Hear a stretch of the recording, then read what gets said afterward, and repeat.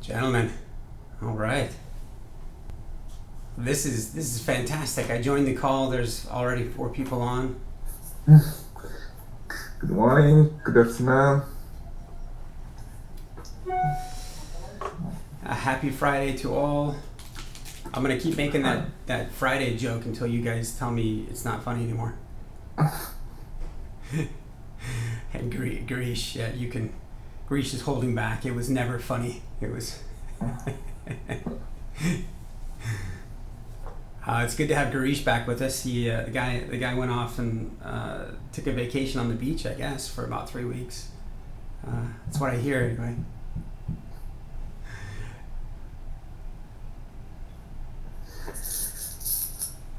How about you, Sako? You've been hanging out at the beach a bit? No, not yet. I had a class this weekend too, so I have last 1 weekend class. Then I should be good to go. Man, you're getting older before my eyes. You're aging before my eyes, man. Come on, it's 8 here. No, I just mean how you're burning it on both ends, man. You're doing a full-time job. You're doing a second master's degree. You're Yeah, that's will slow down from the last class I had in 10-11 August. That's okay. Okay. That's Where maybe you'll be able to do something other than have your fingers on the keyboard. Okay. Yeah. Well, good. We're 3 minutes after. I suspect we'll have a couple of folks join. Chaim, who... Oh, there we go. There's Subham. So while we're getting ready, I'm going to do as I always do, which is put a link to the meeting minutes in the chat.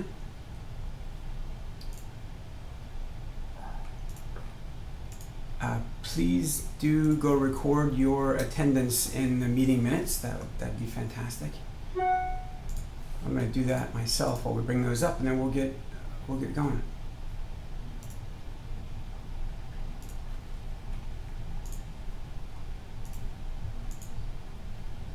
Oh, yeah, Lee's there. Very good. Sniper. Look at that! I got Prem's last name memorized.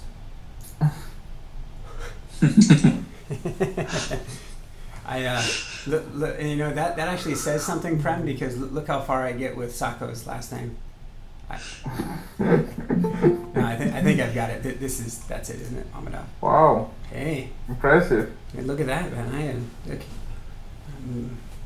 Try to fulfill my role as a mentor to the extent that that's even possible with you. I think my advice is to stop working 3 jobs at a time. Okay, I'm sorry. So good. We're 5 after. We've got a number of folks that have joined. This is fantastic. I don't know if I called it out last week. I don't think I did while it was happening. But we had record attendance. There were 11 people on the community meeting last week, so that's encouraging to me. I think that we hit our top end there. A couple of quick community announcements, and then we've got any number of topics to go through. Well, first up is and there's Nick. Very good. All right, then we've got Mr. Jackson with us. Okay, very good. And Nick, I'm gonna paste the meeting, a link to the meeting minutes in the chat, just to obnoxiously give it to everyone for the 9th time. Clearly, I've had all of my caffeine this morning. All the dad jokes are going to come out today, so get ready. Okay. Anyway, a couple of general announcements. So for Nick's ears, I was just saying last week we had 11 folks on the community meeting, so I was tickled by that. I would be only fooling myself if I was to say that had anything to do with me. I think it was entirely because Chaim was presenting and demonstrating the Octarine adapter. So that adapter has landed, and he has updated instructions, and it's ready for people to test.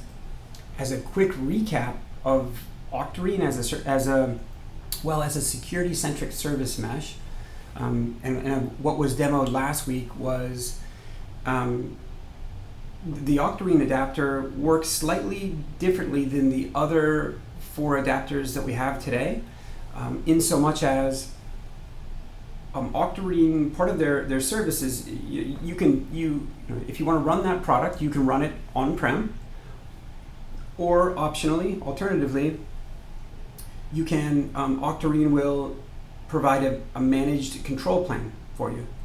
And in this case, for how they've written the adapter for Meshery, it will leverage their managed control plane. And so they've set aside a public sandbox, if you will, or a public account that anyone can go use to do the features and do the performance tests, do the provisioning, do the other functionalities of Meshery in that sandbox, so there is public-facing credentials that kind of the world can use, and so this adapter functions a little bit differently. Anyway, I think people were interested in that, and so that was last week, or that was much of last week. It was a great discussion. I told Chaim that I would do a call to action on that to the community here. I was spending the briefest amount of time a couple days ago testing the Octarine adapter. The call to action here is for each of you to go give it a test. Now that I say that, I think there's one piece of instructions missing. So I will take it upon myself to make sure that all of the instructions are there for that adapter, and I'll message the channels so that anyone who wants to go try it out just before we move it into sort of officially into the Meshery release, everyone can test it. Okay. Hey, Sako, a reminder: we're gonna, as in trying to help be a steward of the Service Mesh community, we're gonna put out a newsletter that'll talk about Service Mesh interface, SMI. It'll talk about the Google Summer of Code program that we've got going on, and you as the most prominent individual within that. So if there's a quote or a statement that you'd like to include in that newsletter, don't worry, it's only going out to a few thousand people who have subscribed. Sure. So we can discuss after that. Nice. Okay. Good. The other thing that's, I think, last bit of general news that I'm excited about, I'll click the link, but we've got sort of the oligarch, Anand, who's on the call, had joined, who's studying at UEM in Jaipur, and now Sugam has joined with us, also from the same school, and Madhav has also joined from the same school. And Madhav, you just landed your first PR about half an hour ago, so congratulations on that. As part of that, I've also established. Thank you. Yeah, it was looking good, by the way. And I kind of tossed in a sneak. I think you addressed the first issue, and then I was sneaky and tossed in another one. So, but I'm just bringing this up because there's a flyer. There is an outstanding ask for a community member who's front end centric. All of you know, and we talked about this I think a week ago or two, but you're all familiar with the site layer5.io/Meshery, and it's the prettiest form of a page that represents the project. There's also the GitHub READMEs, but we had noted before that it's time for us to bring forth a dedicated project, open source project site, and so the domain meshery.dev has been registered. If you go to it today, that whole domain just redirects to this page. But the call there is to find folks who might be willing to contribute and who are maybe front end in nature. Actually, Yogi here messaged me last night and saying that he thinks he might have found someone that would like to do it. But yeah, come leave your mark. Tell your friends to come leave their mark. So I have been working for a long time with the University of Austin, Texas. And so there's a couple of flyers out there just branded differently, but so that was nice. So I thought I'd call that out. Other than that, anyone else have? So we've got some topics to go through here. Before we go through, I figured I'd call out to the community. Do others have agenda items that they want to raise their hand on and make sure that we discuss today?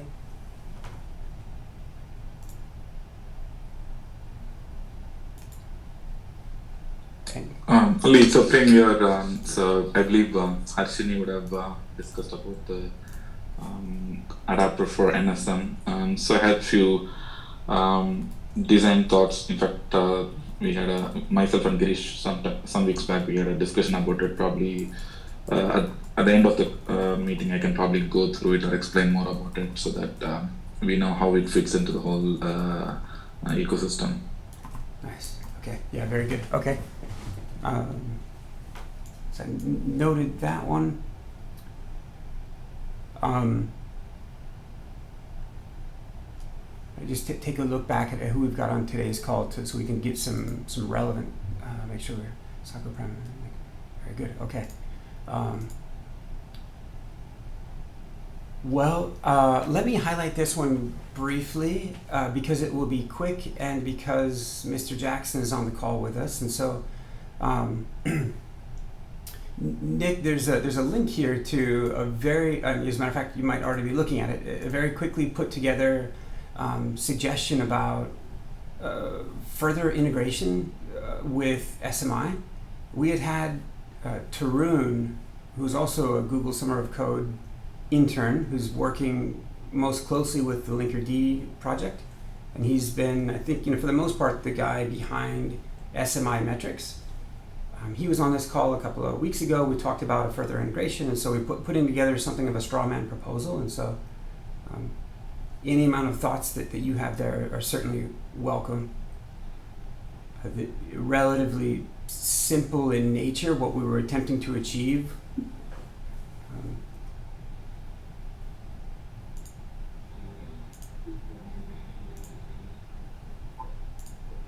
But so that's there. Other items that we had, and by the way, Nick, you didn't say something, did you? Oh, you know what? I can't hear you. Am I the only one that can't hear Nick? Nope, we can't hear. Okay. See, the thing is, Nick knows me. He was just dismissing it as me being rude, right? It was just for some reason it was trying to use the internal mic on my laptop, which is well, it's closed. So, but I was just looking at that because I'm doing a bunch of stuff around SMI at the moment, and one of the things that I need to do is implement the because I'm not 100% certain on whether traffic metrics works with Istio yet. I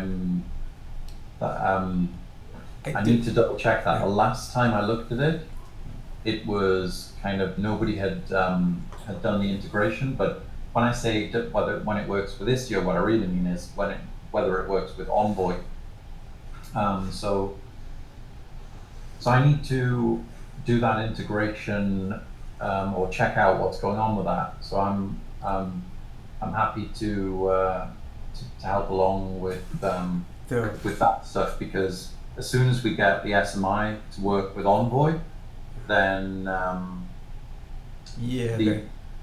Meshery integration will work with any service mesh that supports SMI, which would be kind of cool, I think. Yeah, it really would. I think that you are abreast of the status of the Istio to SMI integration. We ended up, when Tarun was on, we ended up doing a little bit of brainstorming about his thinking in terms of the approach to collecting those metrics, and I want to say we helped him along a little bit. But yeah, I got to imagine he hasn't gotten to it yet. So Yeah, and I'm gonna have a look at that. There was regular SMI calls up before KubeCon, and it's gone a little quiet. But I've got some spec additions that I'm going to be adding, and I just need to nudge some folk next week along about that. But I'll definitely dig into to that. So I'll pick that up as an agenda item to find out what the situation is, and I'll report back next time. oh, it's fantastic. Thank you, Nick.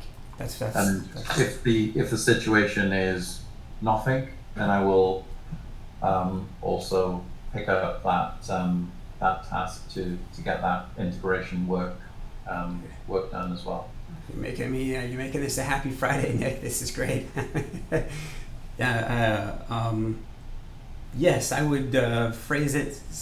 Well, it's kind of an interesting thing. I would say that there's been almost complete radio silence from some folks who I know or whom I like very much, and so no doubt there are other things happening that I'm unaware of. So I'm hoping that things break loose soon.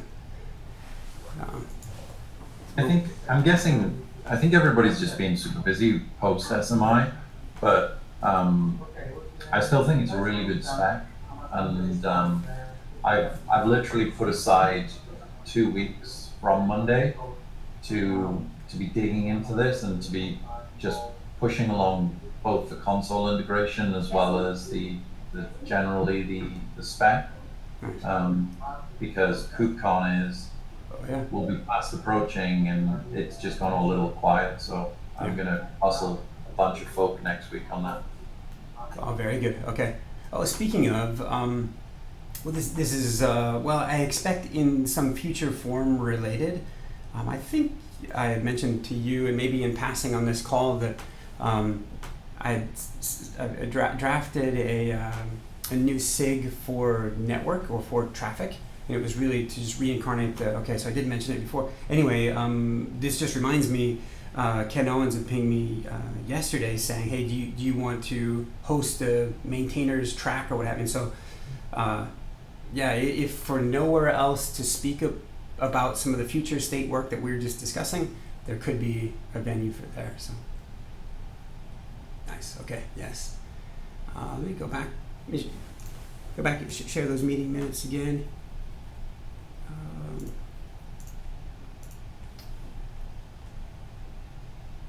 We talked about October. We talked about. By the way, just folks, so Madhab, Sako, Anand, and Subham. I was just kind of recording some of the things you guys have closed over the last week, so that's good.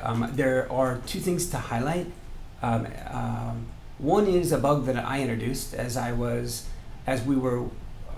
and I were working on the NSM adapter. Apologies, Nick. I accidentally displaced the console icon with an NSM icon, and so we need to go back and fix that. The other thing that had been in the works for quite some time, I'm pretty pleased about it, was the displacement of the command line utility Meshery that was written in Bash. Sako and Anand had been focused here as well. Went through and rewrote that into Go, into Meshery CTL. It's pretty great. We've done a couple of minor tweaks on top of that initial commit. We're ready to displace that Bash script. So, Girish, with you having been out for the last 3 weeks, now that you're back as of 5 hours ago, I'm going to earmark this one potentially for you, because I know you'd originally set up that, what is it, the git.io, or was it github.io, the short link, and that's just going to need to be updated to either not point to Meshery or continue to point to the file Meshery, but that bash script just needs to be updated to download Meshery CTL instead. So awesome. Yes. We should probably open an issue about that now that absolutely. Sounds good.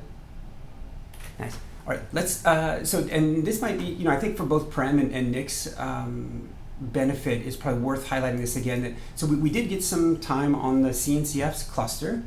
That's been committed to us. We have not performed testing yet, in part, Prem, because we wanted to, one, because we've got a little more test planning to do. Two, we wanted to try to land support for NSM before performing that test, because it would be fantastic to have NSM included in that longer and at scale set of tests that we'll do.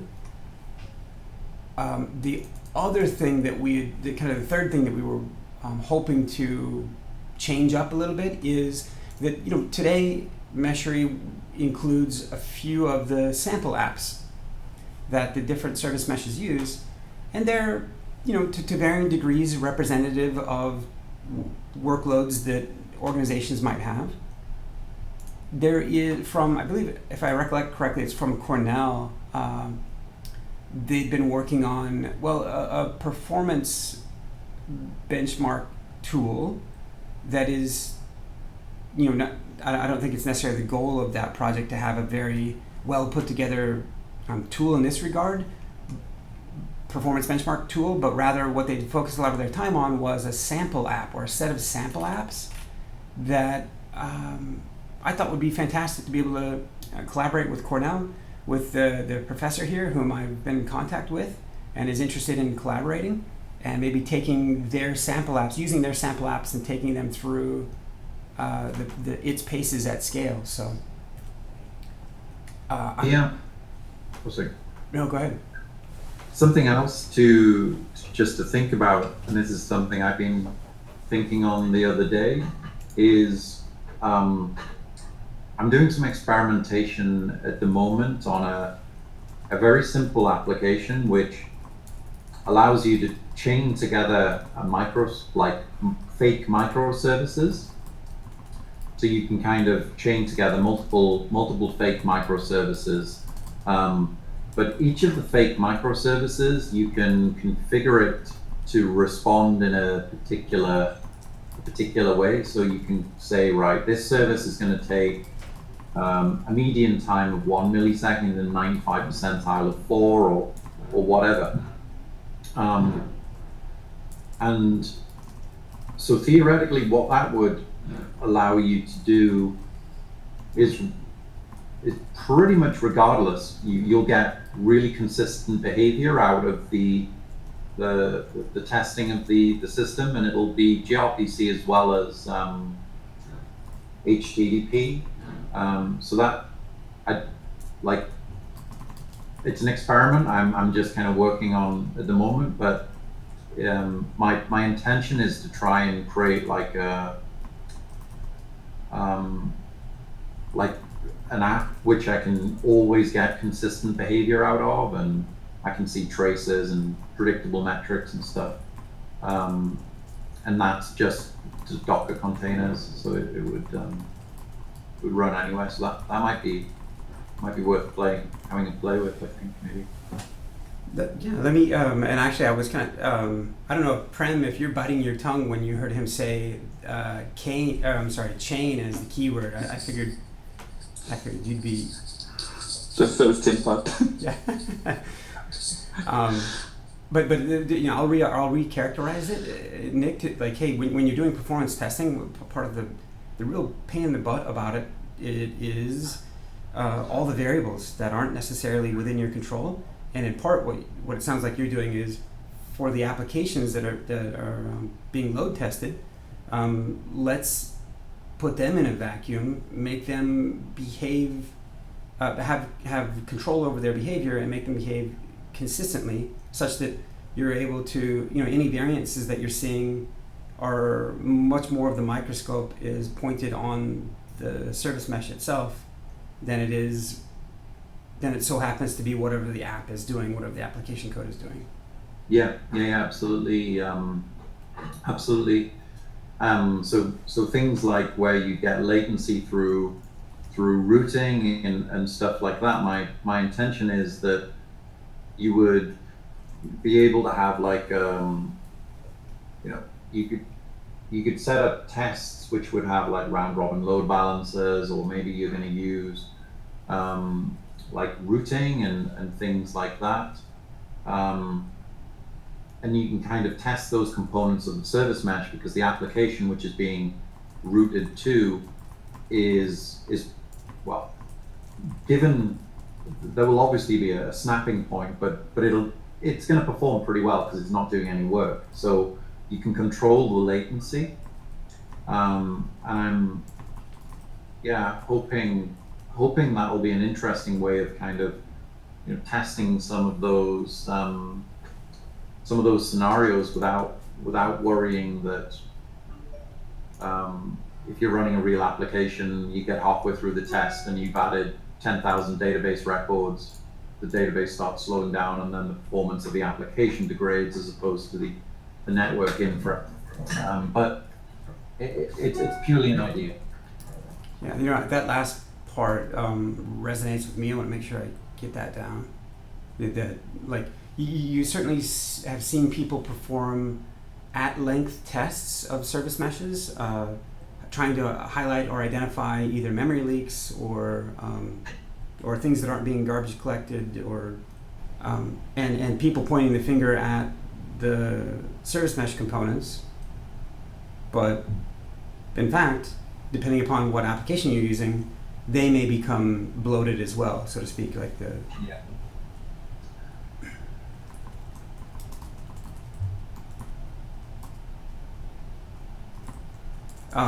Sako, as we were going through, did you want to reflect on or comment on our tests using HTTP bin? As compared to what Nick is talking about here? So regarding HTTP?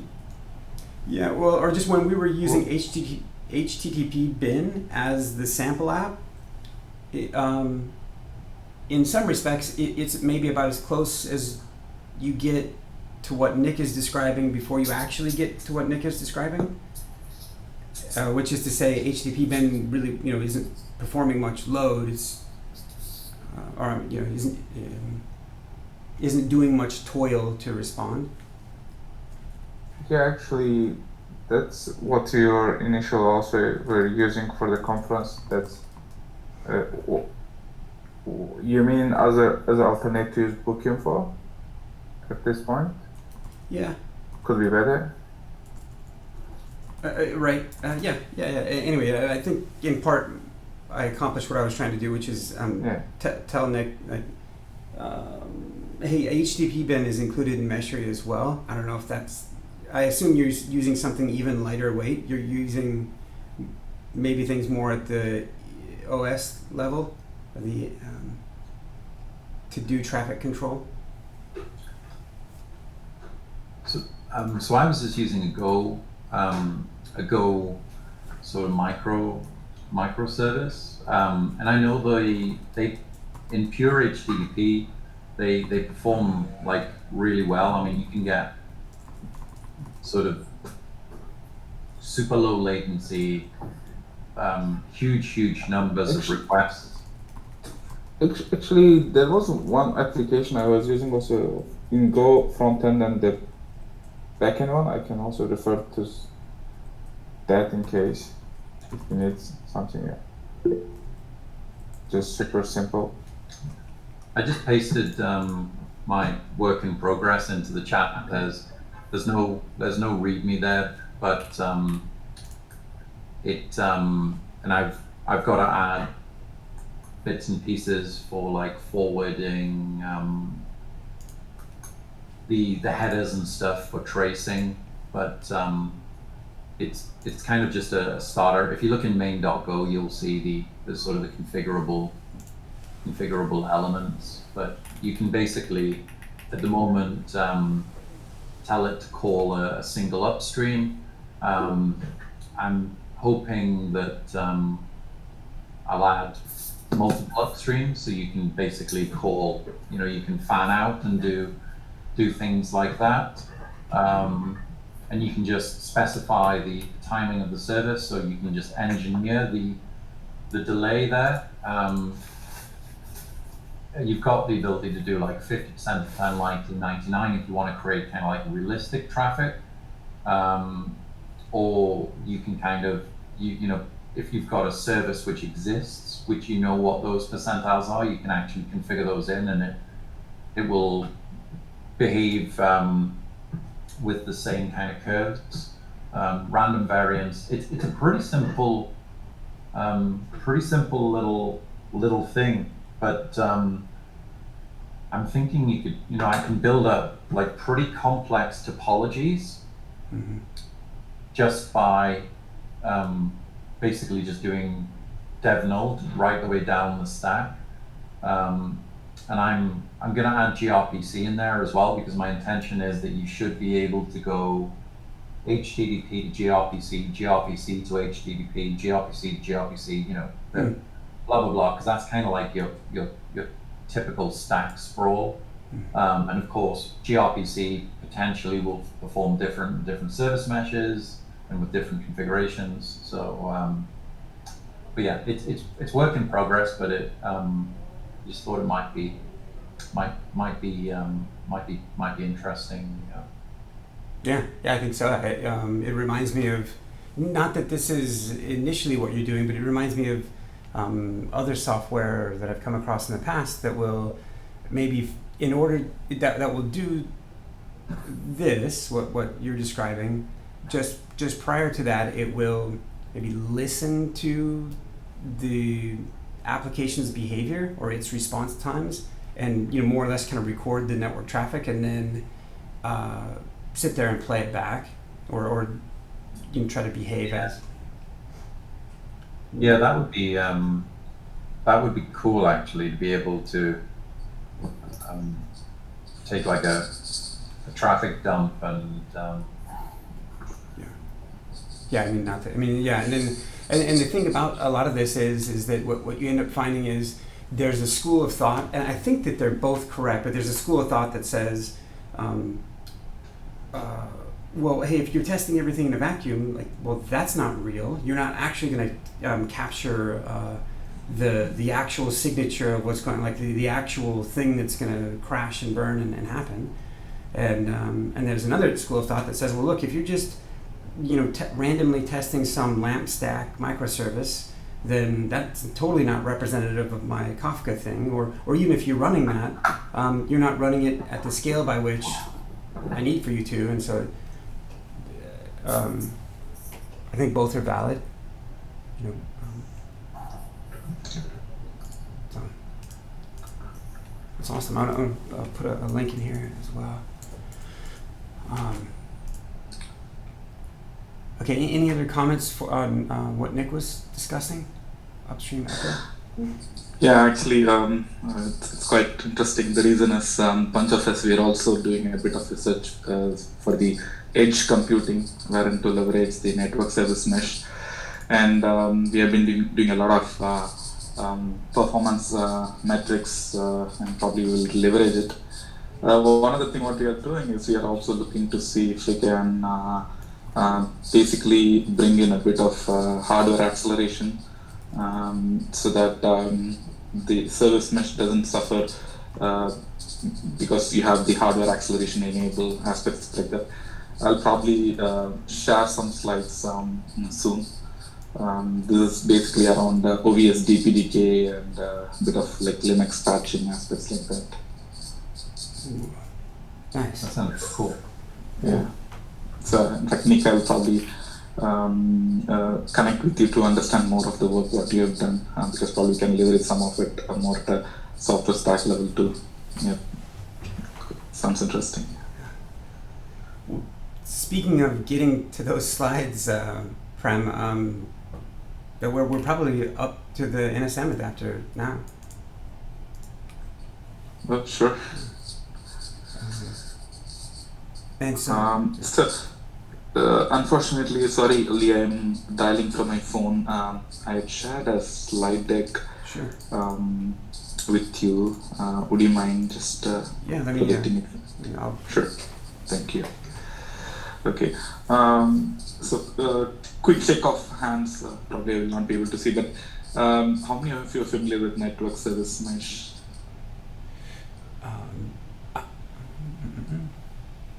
Okay, the reason I'm asking is I don't want to probably bore you to death on a Friday morning with things which you would be knowing already. So let me probably quickly start with a quick introduction. Network service mesh, even though it has a word service mesh in it, is a bit orthogonal to what service mesh does today. So this was started as part of a bunch of folks who were looking to improve the network part for the Kubernetes pods. Two major issues you foresee in today's applications, which are mostly network oriented or service provider oriented, are one is the pods inherently they just have one interface, whereas if you look at the network applications, they typically need more than one interface. That is one issue. The second issue is most of the applications today, the enterprise world, they wouldn't go beyond or beneath the L3, which is essentially L3 and above. So these are the two challenges which, in a way, was a deterrent to migrate some of the network applications from that of VMs to that of Kubernetes-based pods. I used to be working at Ericsson before, so we in fact had sort of worked closely with the Kubernetes community to get this enabled. But I mean, since the concepts are quite well defined, it was quite it was a uphill task for us to get it implemented, and that is where network service mesh was born. Ed Warnicki from Cisco started it along with a bunch of people from Red Hat as well as VMware. In principle, what network service mesh does is it basically is infrastructure layer from L0 to L3, and it basically follows the service mesh pattern, which every one of us are familiar with. What it does is it does a couple of simple things. One is you have a network function, and what you want to do is you want to just have it exposed to the external world. So what happens is when the network function comes in, a network function example would essentially be a firewall, which you commonly use, or it can be as simple as a Wi-Fi router as a software which is available, right? The moment it comes in, the infrastructure that is part of the network service mesh exposes it to that of an external world, wherein it understands based on the definition on what are the service endpoints it could expose. It goes and registers with the Kubernetes registry as we speak today. And the clients that wants to use it can essentially look up for the service as well as get the service endpoint and then start invoking the calls that are exposed by that network service. The network service can be simple or complex depending upon what the end user wants. And the second thing is, if you're from the networking background, as Lee was mentioning earlier, the chains or the service function chaining is a very common functionality. What it does is it basically creates a connection or chain between bunch of network functions to do a particular activity. Just to give a simple example, let's assume that you are installing or you are setting up a small business office at home, right? Now you would essentially expect you need a firewall, you need probably like a more of a packet filter aspects like that, and you want to create a network component for your business, right? Because you would have multiple users, you would need to have subnets for them, aspects like that, right? So now in the erstwhile conventional world, you would essentially need to go and work with your service provider or person who offers, and then try to create this definition. And in turn, he would charge you because everything is being manually configured, right? Assuming that all of it is now brought into the cloud native world, this particular concept of network service mesh essentially allows you to package all of it together and then offer it as a service. What it means is I can say, okay, I need a internet connectivity, option A, which is just a simple like a simple network connection. Option B would essentially be with say parental control enable. Option C would be with firewall enable. but at the end of the day, all of it is packaged and then published into as a service, and then people or the end users can go and pick it up and start using it, right? So this is just some simple examples to explain how a network service mesh. Next slide. Could you move on to the next slide, please? Yeah, Prem, let me toss in this question if I could. It is each time I roll these concepts around in my head, I have no confusion about the value that service providers themselves derive from network service mesh, and it's probably just my ignorance, that that leaves me with questions on other public clouds that maybe don't give tenants perhaps not quite the level of access that they would need to take advantage of some of the capabilities of network service mesh. I think that you spoke to that previously, like, hey, if certain hardware capabilities are present, NSM will pick those up and leverage DBTK or VPP. If they're not, present, then maybe it wouldn't do those things. But actually, my question was intended to be for an enterprise that doesn't necessarily have that has somewhat generic network service needs. So you were using a firewall as an example. What do you, in your mind, would compel them to NSM as versus having to go through the pain of managing VPC, rules? Okay, that's for sure a great question, Lee, because currently, if you look at be it the service provider or be it enterprise, enterprise in particular, they don't really play around with that of the configurations, because for them, business is core. Infrastructure is essentially, they are ready to go with any company that offers them as a package, right? So that is where they always go for like box solutions, be it from any enterprise networking company like Juniper or Cisco, right? And then they just use it as is, right? Mm-hmm. But there's a bit of disruption that is happening. I want to probably mention it more here, right? Now, with 5G coming into play, right? Even though 5G may look to be service product play, it is also becoming more of an enterprise play. The reason being, there are technologies, be it at the radio level, that enables enterprises to build their own infrastructure, including the radio component, right? And just to mention to you, if you go to Amazon Web Service and then just look at the marketplace, you already see network functions from Juniper and Cisco being readily available as a software component, mm-hmm. right? The second thing is there are also companies like Affirm Networks that are bringing in a lot of the like what we call as the mobile backhaul, like we call this evolved packet core functions.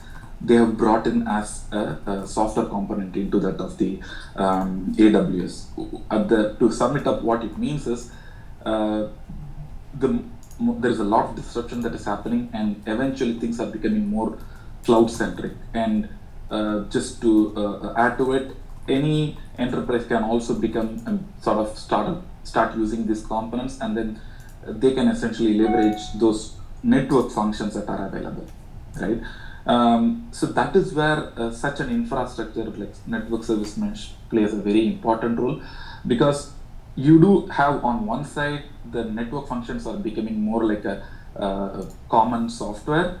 On the other side, you need to have those constructs as well as the infrastructure that will enable them to leverage it. To allude to the example what I was mentioning, particularly the infrastructure has to be ready in order to host those network functions, right? So that is where it becomes much more important to focus on L0 to L3. Now, it's up to the enterprise whether they have the appetite to do it or whether they have the interest to do it, or it can be a startup that can essentially probably become more of a starting to provide a box solution, picking all of these components and probably trying to say, hey, enterprises, here we have a solution for you. You don't need to worry. We can probably understand your requirements, start building solution, right? So that is where the whole disruption is happening, right? Now, there is subtle difference on whether you'll be able to get the performance what you get in a physical network function with respect to, say, cloud native or VMs. In fact, there is a lot of development that is happening in the hardware side, particularly DPDK, SRIOV. These are some of the technologies that enable them to get not really to the speed that you expect, but near speed, and you don't really feel the difference, right? So that's where the whole industry is moving towards. Fair enough. Yeah, actually, I had forgotten I'd helped the both the CSR 1000V team and the Nexus 1000V team with their initial offerings into the Amazon Marketplace a number of years ago. And at the time, it was like I was a Cisco employee, so I didn't really say it out loud, but it didn't. Dramatic improvements have happened, but for those particular images, they were so. You get so little out of how many resources you had to give to them that anyway, I think a lot of those things have been addressed. Right. Okay. Yeah. Yes, I agree. In fact, it was a bit of challenge in the initial days, but I believe things have moved quite fast now. And people, in fact, I work for a startup, and we leverage some of it extensively. I mean, the network functions that are in the marketplace. And we need to jump to the money slide right here. This is the right. So now, yeah. So now, so what I have done is actually I looked at, okay, one other thing is, as I said, network service mesh is L0 to L3, right? So we are also, so this is just half a second probably to explain. So what happens is here the VPN gateway is just a sample network function. There is like a adapter that sits on each of the compute node. It understands how the network service mesh works. So the moment a network function comes in, it basically gets it, goes and registers it. This is after registration, wherein a client wants to use this. It has got the handle. It goes to the particular node where it is hosted. This is basically a complete handshake to get the control plane established. And then basically what happens is there is an interface that is created in each of these pods, and then there is a tunnel which is created between the pod and to the user pod and then that of the network function, so that the data plane traffic can start going. And as you are mentioning, Lee, these are the enhancements that are done on VPP as well as OVS in order to support the network service function. Yeah, this init container. For many of these functions, like let's say a VPN, for an automated VPN tunnel setup on initial scheduling of Sarah's pod, this init container, for a typical network service, does NSM leave resident a sidecar, or is it just the init container configuring the? So we started with the sidecar, but now it's also init container. So it's quite interesting because what happens is the choices are quite varied, and basically the APIs, for example, what's happening is the infrastructure is available, but now if I'm a network function developer, what I do is I leverage the libraries that are provided by network service mesh, and then I start developing my network function.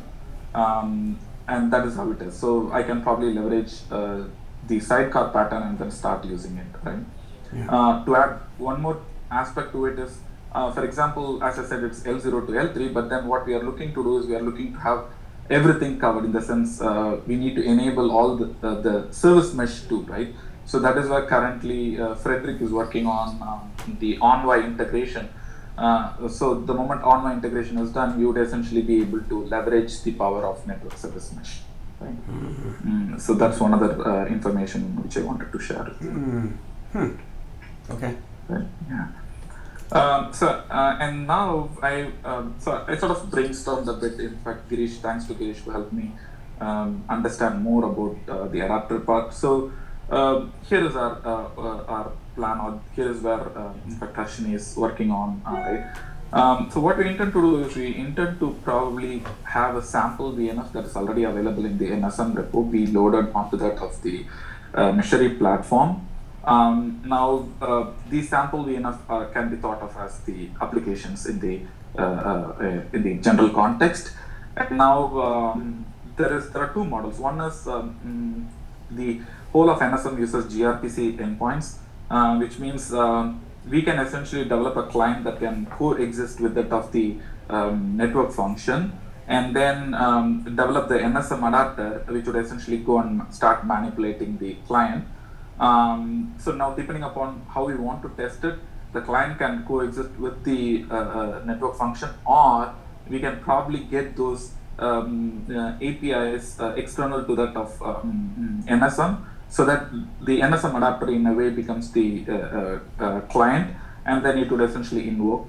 Now, one important thing here is we can probably use Meshery's ability to do testing more so from the performance aspect, wherein only thing is what I was also going through some of the Meshery code is to understand what hooks can we use to test specifically the functionality or the NSM performance part, which is sort of still in work in progress. But the whole idea is, or the theme here is, this is what we intend to do, wherein we would essentially host the network function and then probably invoke the service APIs via the NSM adapter.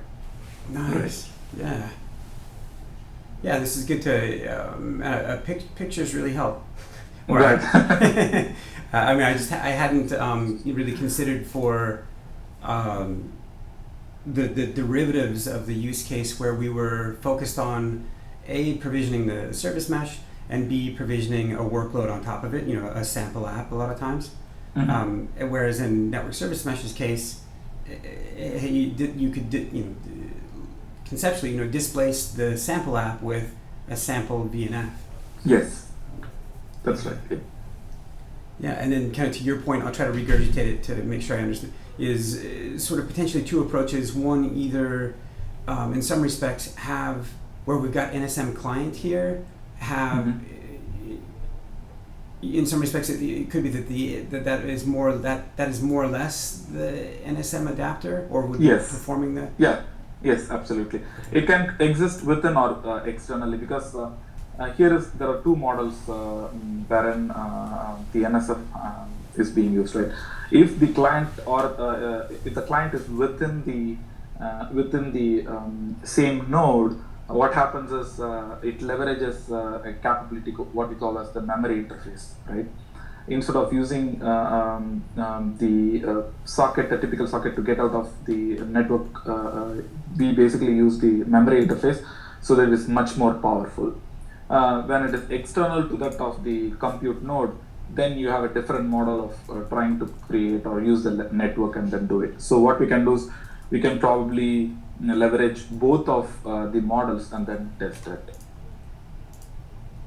Nice. Yeah. Okay. Yeah. I hesitate. Well, one, with the time that we have left, and then two, with just having grokked it, I hesitate to suggest that one might offer advantages to the net. Well, clearly the lack of having to traverse the network stack, the TCP stack, is probably the advantage of the locally hosted quote adapter. Potentially, if that's in your mind, to the extent that the NSM adapter was sitting here, would that be an that would still be an out of tree or out of binary adapter, so to speak? Right. So actually, in fact, you made me thinking on both this, right? So I think if we have the NSM adapter within the same node, so what happens is, of course, at the end of the day, these are all the calls that leverages the data. Yes, sorry, I think I'm getting echo. A couple of folks might have had to. We're good. We're good on my end. Okay. Sure. Okay. Sorry. What happens is also we, as part of it, we need to see how we can load either VPP data plane or OVS data plane in this whole model, right? Because data plane has the intelligence to know how the whole or how optimization can be done, right? And so it comes as a complete package. I have not put the details on it. Probably I will probably further add details on it how the real deployment will look like. So what I can do is I can do scenario 1, both client/adapter sits on the same compute node, how it would look like, and scenario 2, the adapter is, the NSM adapter sits outside that of the same compute node, and how does it look like, so that we basically test or we basically evaluate both the scenarios. Yeah, very good. I'm trying. My fingers are trying to move quickly. Prem to. Sure, no problem.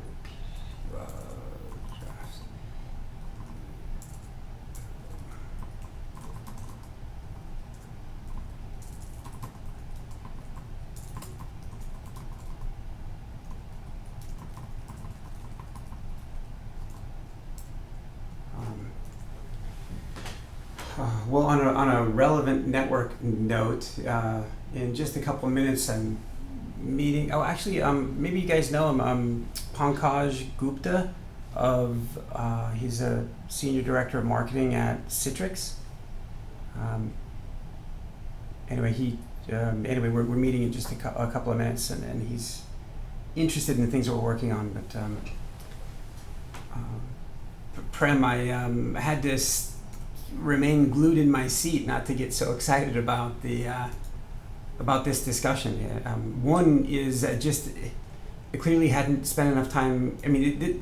Irrespective of the adapter discussion, just I hadn't spent enough time considering all of the unique use cases that NSM as its own style of service mesh offers, and so that's one exciting thing. And then two, the having a mind like yours consider the realm of what's possible,